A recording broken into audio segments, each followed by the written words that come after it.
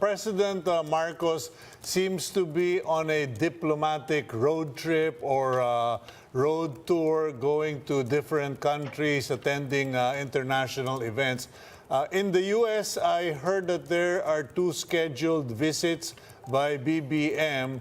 What's on the agenda as far as you know? Well, President Marcos has made it clear, even I think during the campaign, that one of his main objectives is to bring economic prosperity to the country. And so what we call that's economic diplomacy.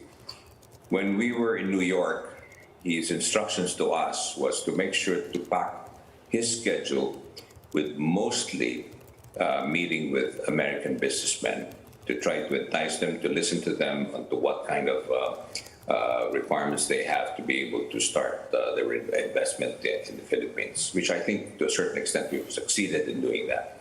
And that is probably what he's going to be doing in most of the countries that he visited. In fact, I understand that even in Cambodia, where it's supposed to be an ASEAN summit meeting, he made the point to be able to meet with Cambodian businessmen to be able to see also on how we can work with our ASEAN neighbors on in cooperation on the economic part.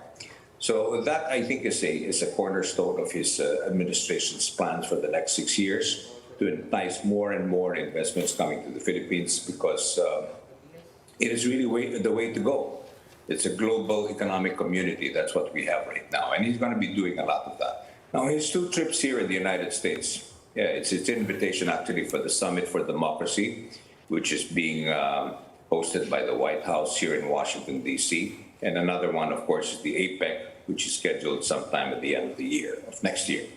So the United will be the host of the APEC next year. About Vice President Sara Duterte, is she pushing through with her visit to the U.S., and when might that be?